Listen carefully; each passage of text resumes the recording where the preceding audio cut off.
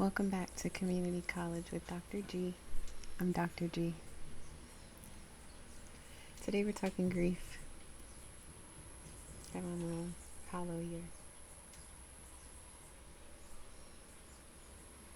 So I'm smiling because I love this. As tough as grief is, I believe in every single person's power to get through it. And I think what it takes is a little bit of knowledge, a little bit of understanding, and a lot of faith. I'm very excited to be doing this entire series called Coexisting with Grief in this intro video today, where I will be defining grief, loss, bereavement, right? Talking about what those processes look like, what those things are. Talk about why it's important for us to grieve. Why it's important for us to grieve. Then we're going to talk about kind of what I call old way or old paradigm, and the way that we were conditioned by our society's expectations for us, the way we were conditioned to grieve or not grieve, essentially. Then I want to reframe how we look at grief, right? Reframe our beliefs about grief so that we all feel a little bit closer to how I feel about grief, which is I look at it as a gift, an opportunity for incredible transformation and growth and authenticity. But I don't expect you to feel like that today. Maybe after you watch all of the videos in this playlist.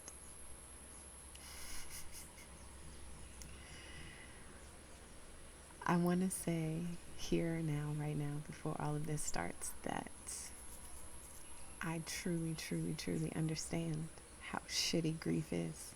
I truly, truly understand how terrible the emotions and things that are associated with grief can be.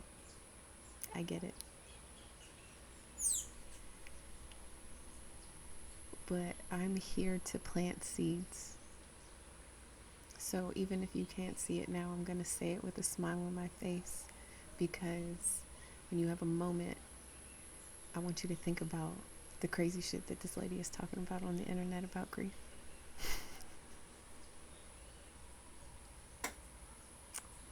Okay, let's just get started.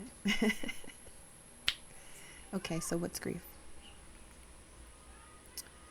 Grief, by definition, on the Wikipedia, on the Google from the American Psychological Association, is discomfort. It's the discomfort, it's the dis-ease, it's the distress, it's the anguish, it's the physical symptoms, the psychological, emotional symptoms, physiological symptoms that all come along with the loss of something or someone that we love dearly, right? Grief is typically associated with, when you talk about grief or somebody is grieving, we typically associate it with the death of a close loved one, but grief is also associated with loss. So death and loss are equal in our books, right? So obviously there's different levels, different severities, different intensities of grief, right? Everything falls on the spectrum in life, every single thing from low to high, right? So the way that you grieve the loss of your mother is going to be different from the way that you grieve the loss of your third grade teacher, if she meant something to you, right? We will grieve pets. You should grieve your pet. You loved it. Anything that you loved, anything that brought you joy, anything that you felt was valuable for you that you have lost, on some level you deserve to grieve that thing, right?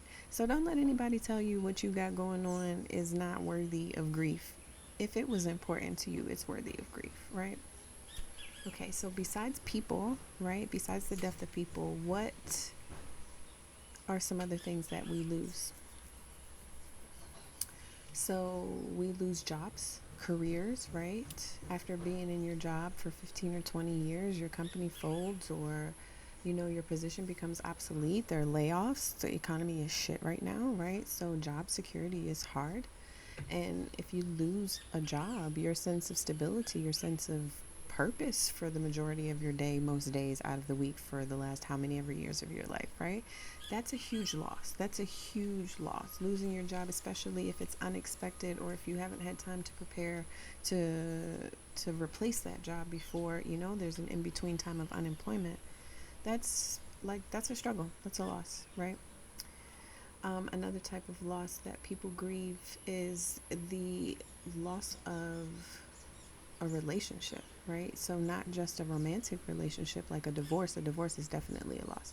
Not just a romantic relationship, but also your platonic relationships, your friendships, right? And maybe you're estranged from your family, right? There are people that we associate ourselves with or we've known for a long time or we've dated or we've been friends with for a long period of time that we just don't vibe with anymore. And that is completely okay because the purpose of life is to grow.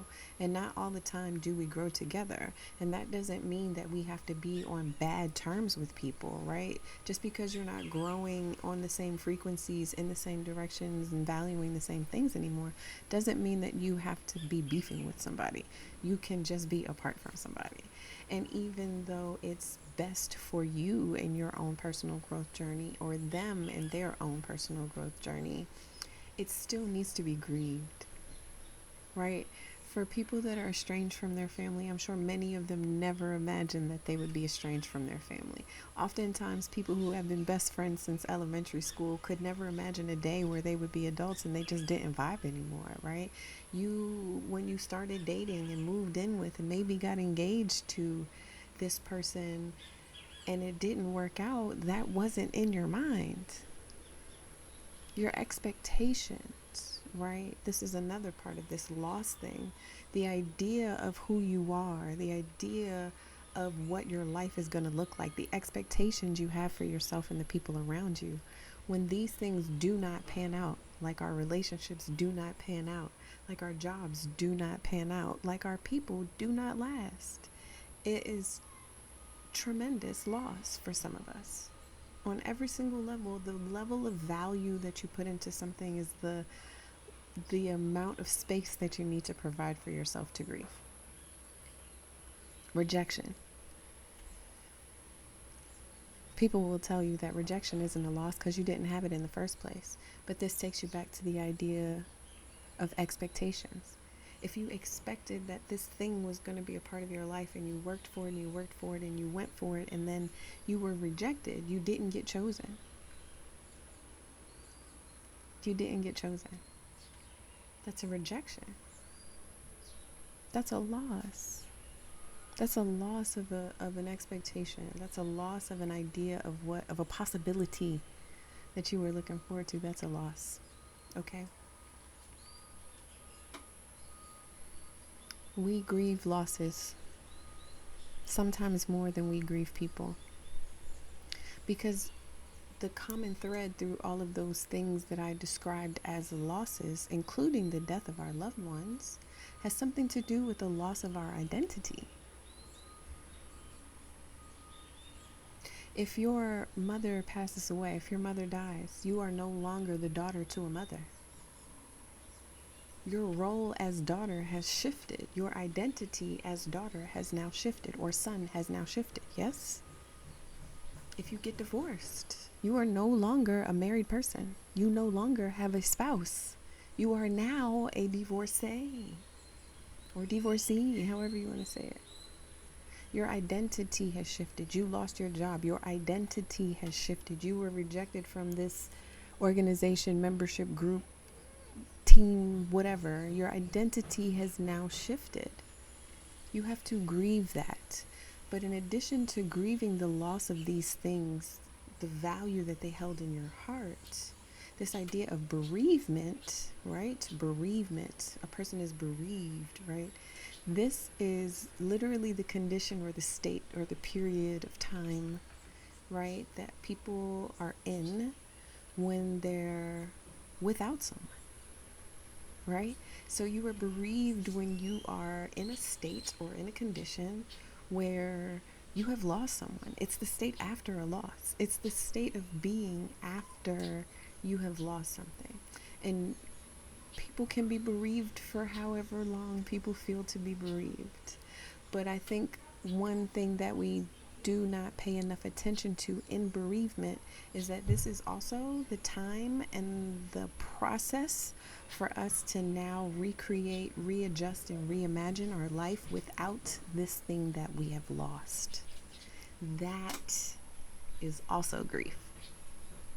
So all of the shitty feelings, all of the, what are they, the discomfort that you can feel physically in your body, right? So sometimes when we grieve, we have an upset stomach or something like that, right? Those stomach symptoms are associated with the low moods, right? The depression that you will naturally feel when you are grieving, right?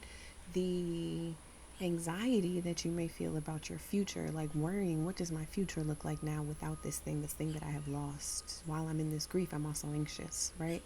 You may have what we call brain fog or confusion, where you're missing steps and processes that you already know. You're forgetting to do different things. You're zoning out in times where you didn't zone out, or usually daydreaming more than you would ever before, right? You have this incredible yearning, obviously, missing of this person or thing that you have lost, right? These are all the different symptoms. There's more. There's like headache, all sorts of things, physical symptoms, and then emotional weight, right? The emotional weight of loss, the sadness, the yearning, the remembering, the obsession, the all of it, all of it, all of it, all of it, all of it, right? All of these terrible, terrible things about grief. I know I'm just being real with you. All of these things we are built for. We're built to feel these things. We are built to move past these things. We're actually built to use these terrible, terrible things to transform ourselves.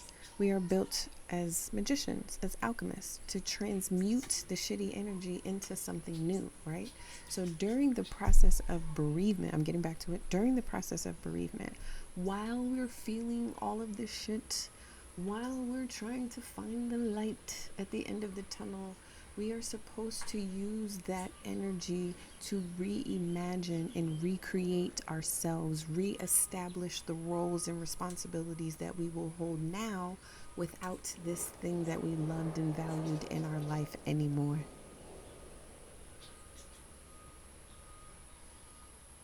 Why is this important? You have to grieve. It's a very natural human and spiritual experience of loss. People dying, losing things, life changing, roles switching, responsibilities shifting. Those are all inevitabilities if you're going to live a human life in this world, right? This is a part of our human development, part of our spiritual evolution is to go through grief.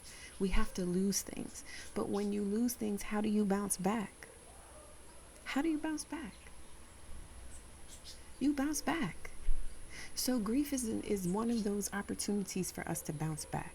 And without the responsibilities that went with whatever it is that we lost, what can we now do with our lives? How can we recreate, reimagine, reestablish ourselves without this thing that we no longer have? That's the gift in grief. That's the gift in it, right? So we as humans are meant to grow. Personal growth and development is like the goal of life, according to certain theories in psychology, which are at the top of the list of my foundational beliefs. But personal growth and development is all a part of our life, right? Grief is an incredible opportunity for personal growth and development.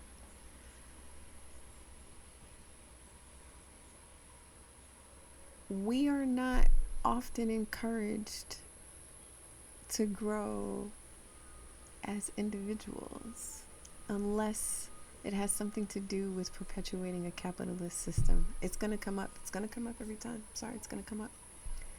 So you have to work, right? So you don't have time to grieve.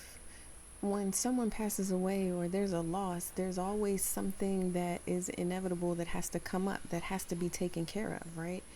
Yes, my mom died, but I also have other people that I take care of. I also have myself that I take care of. So while I really do need a good solid 90 days by myself to grieve, or without any of my external responsibilities to really grieve the loss of my mother, I can't do that shit. Like, that's just not realistic for my life.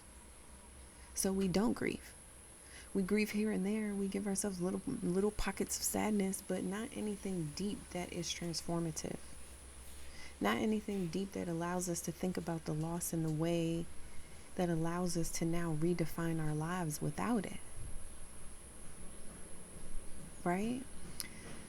So, this statistic from my training as a grief counselor, this is an old statistic. I imagine that it stands true and that it's probably even higher today than it was then, simply because of the state of the world over the last couple of years. But they did a study talking to psychotherapists who did talk therapy with their clients. So there's a bunch of different types of therapists, a bunch of different types of psychologists, psychiatrists, psychological treatments all over the place.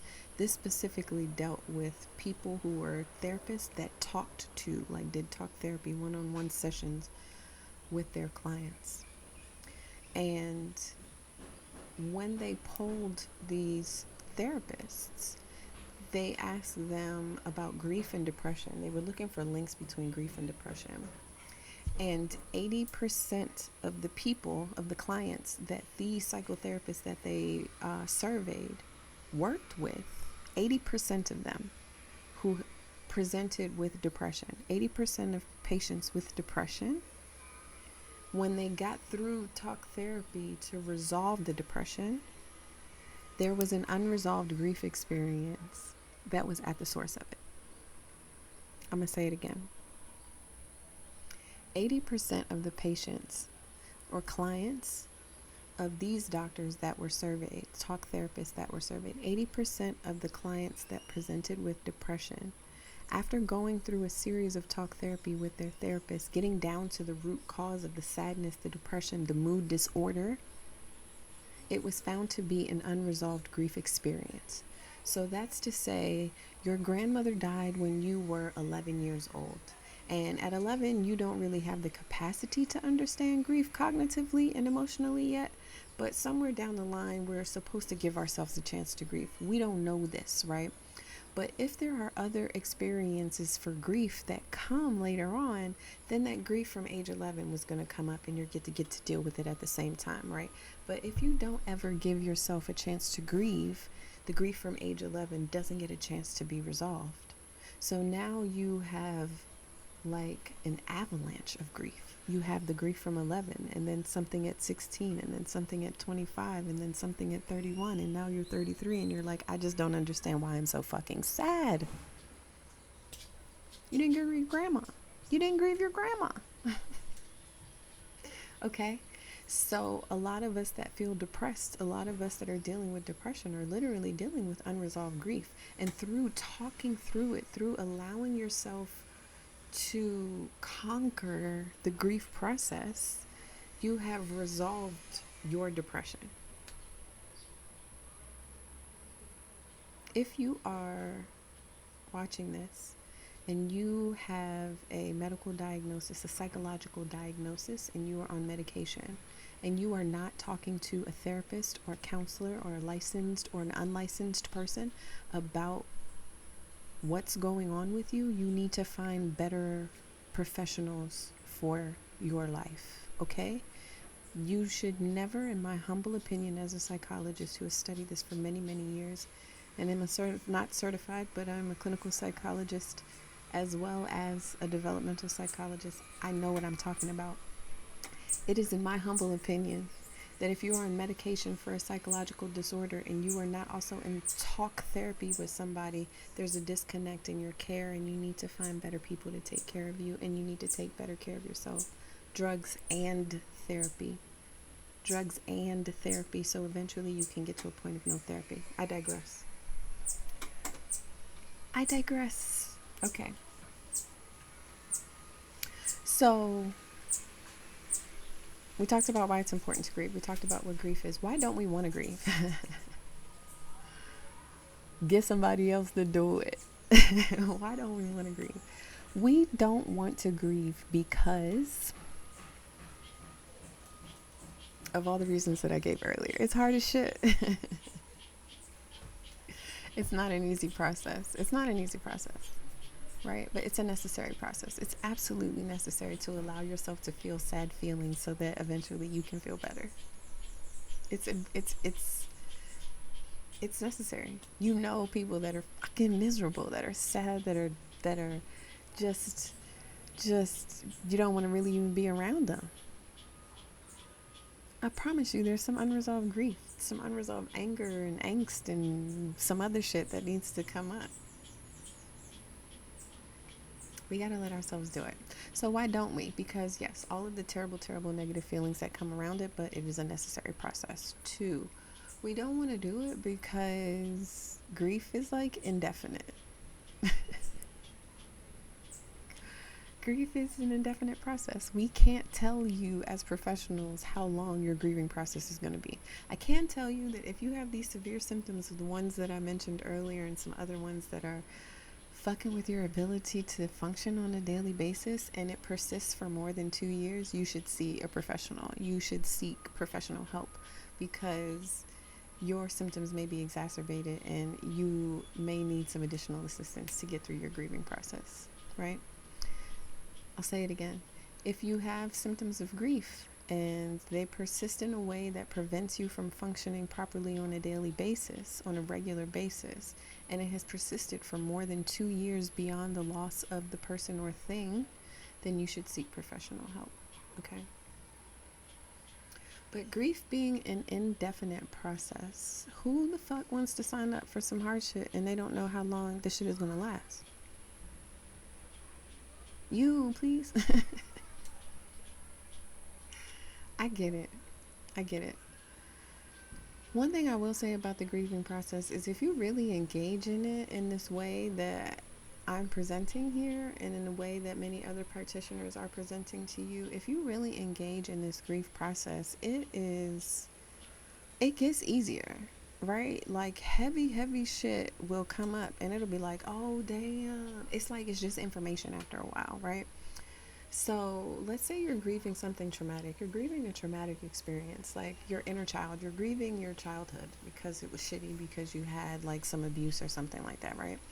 And as an adult, you have gone to therapy, you talk to somebody, you journal, you're very self-aware, you're aware of how, your history, your past, your abuse has affected you as an adult, and you're actively working to fix the things that could be better, etc., etc., etc. You are along your way. You're in it. You're in it to win it. You've been doing this for a minute. You're good, right? And then all of a sudden, one day, like an epiphany comes that literally stops you in your fucking tracks. You're like, oh shit. And it's something like major, like something really deep, like the peg that you finally pulled to dismantle this shit that's been bothering you. Like it was the last peg that was holding it together and it came to you and you're like, oh shit. Right? That doesn't start the entire grieving process over again. Yes, you will have sad feelings. Yes, you will need to process what comes up for you in that space. But instead of that peg that was holding the whole traumatic experience together, causing you to spiral out of control, you've been there, done that many times already. You've been there and done that because you've really engaged in your grieving process. So now you are better prepared for the grieving process. Now you're like, oh shit, okay. You don't have to have a big emotional breakdown or this or that. You may need to schedule a session with your therapist or your coach or whomever it is that you talk to really work through it, to like really hear yourself say what you've realized. That's very helpful. But it doesn't necessarily mean that you're about to spiral out of control. You can handle it. It's like exercise. Grieving is like exercise. The more you allow yourself to grieve and the more you heal and become more of your authentic self, the easier the process of doing that is. Like when you exercise a muscle, you see, I've been exercise, like that's going to get bigger. It's going to get thinner. It's going to be easier for me to lift heavy things around me because I'm having practice at it. It's the same thing with grief. It's not shitty all the time. It's not shitty all the time. So, like, as much as our lives are not set up for us to have space and time to grieve, we must create space for ourselves to grieve. Okay?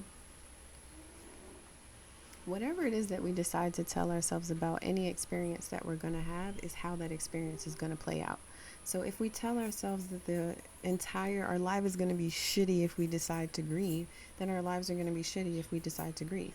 But if we tell ourselves that while we grieve, joy can also coexist in our lives, we as entire human beings, not just the grieving part of us, can coexist at the same time through the grieving process.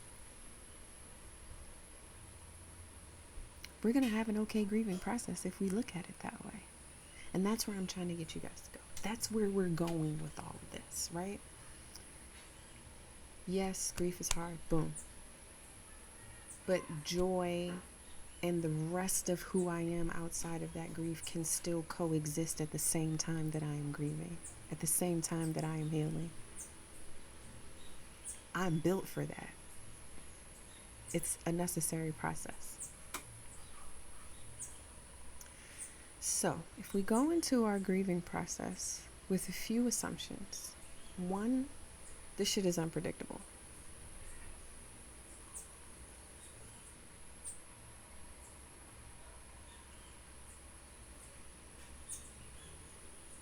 That's it.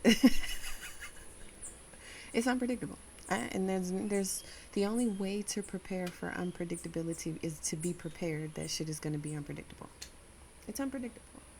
We can make that assumption going into it, right? This is a part of the reframe. This is us reframing it, but we're going to make a couple of assumptions first. Yes, grief is shitty. Yes. Assumption number one. Yes. It's a known. Not even an assumption. It's a known. It's an assumption. Yes. Grief is shitty.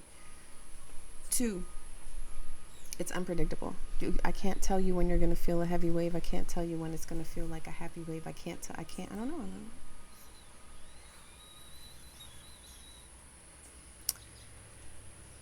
Two, my life does not have to be shitty because I'm grieving. My life does not have to be shitty because I'm grieving. My life does not have to be shitty because I'm grieving.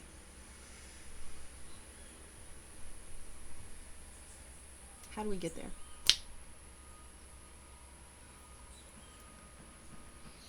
Remember that your process of bereavement, your time in bereavement, your condition of bereavement is not just you being without something anymore. It's a period and a process for you to adjust, reimagine, re-identify your life without the thing that you've lost. So it's twofold. It's not just sadness, it's also the joy of creation, the joy of creativity, the joy of being. Right? The pain that you feel, the sadness that you feel, you should feel. Especially if you highly valued something. If you lost something that you highly valued, you should absolutely feel the pain. But that pain can be used to create joy. I'll talk more about this in another video, but the pain that comes with grief is meant to change you. Losing something is meant to change you. Losing something is a change, and you should change as a result of not having that thing anymore. So really, if we focus on this is an opportunity for me to improve my life in ways that I had never imagined, particularly now without this thing that I used to give energy to, that I used to give time to, that I used to hold value for. Now there's so much space in my life without this thing, right? I will never actually lose it.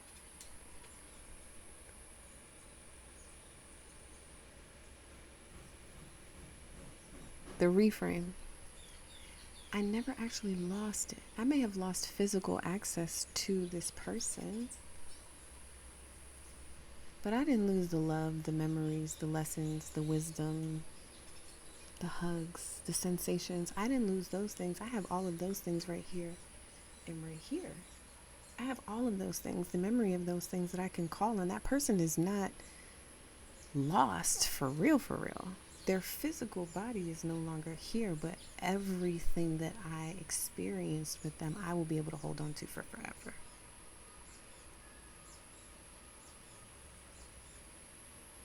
So yes, I'm sad that they are gone. Yes, I'm sad that I can't hug them, that I can't call them, that I can't hold my granny's hand or eat her curry and roti. Yes, I am sad. But she gave me so much more than anything material. So much more than a hug. So much more than a kiss. So much more than a meal. I got so much more from her. And as I move forward through my sadness, rather than dwelling on the loss, I celebrate the wins. I celebrate the wisdom. I celebrate the lessons. I celebrate the love. I evoke the feelings of positivity that came from my relationship with Granny rather than the sadness that comes from the loss. I have that power because remember, whatever I think about a thing is how that thing is going to play out. I have that power. You do too. We have that power to change it, to transmute the bad shit into the good shit that we want to see, to transmute the sadness associated with loss to the love associated with the experience of the thing. The idea that, okay, I didn't get this position, okay, I lost this job, but now I have this room to create something else, to be more and more and more authentically me. Because no loss that we have is actually a loss, y'all. If you like I always do, if you take this back to divinity, to spirituality, to whatever you want to talk about, God, universe, laws, whatever, like nothing that leaves you is meant to stay with you. And everything that's meant for you is going to come to you and stay with you for as long as it's supposed to be there. Everything for a reason in a season. So like when a season ends, it's time for you to recreate. It's like a spring. It's like you get to do some new shit. You get to do some different shit.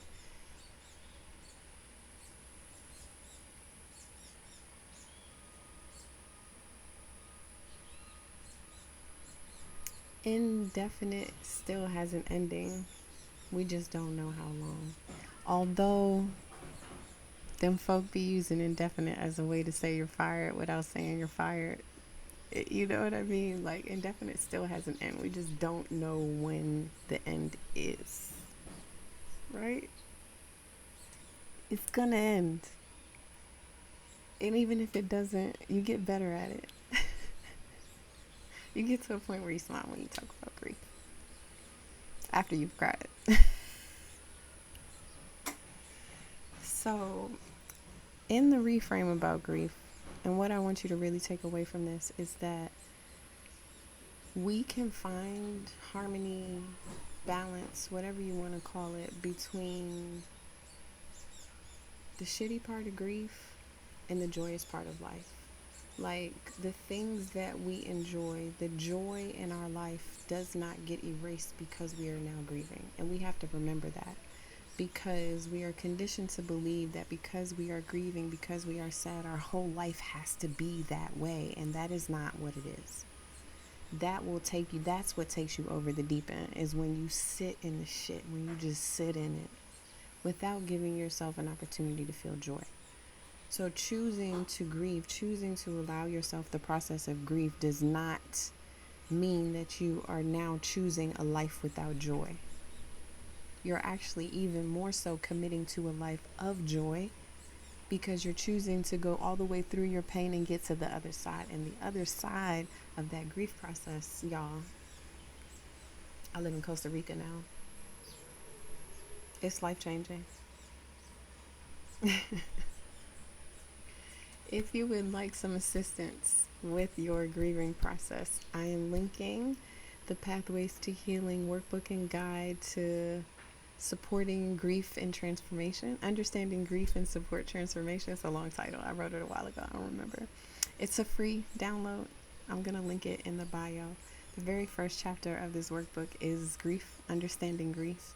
And then it goes through coping skills. Why are we like this? Different six different chapters that kind of help you get a better understanding of yourself and provide you with a guidance to your pathway to healing and through your grief process. I'll link some other shit down in the bio that I've done. The other book that I've written about grief is my own personal story, and it's called Sweet Surrender, Free Flow, The Incredibly Transformative Power of Grief and Vulnerability. That'll be linked below, and you can check out some other stuff too. At some point, maybe some videos will pop up through here because this is a whole series. Stay tuned. I hope that this was helpful for you. Please leave comments below. Let me know what else you want to hear about grief, or if you have any thoughts, questions, comments, concerns, poems maybe that came up while I was talking today. Subscribe to my channel. Share this with your friends. Like it. You know, all of the good stuff. I appreciate y'all. And I'll be back.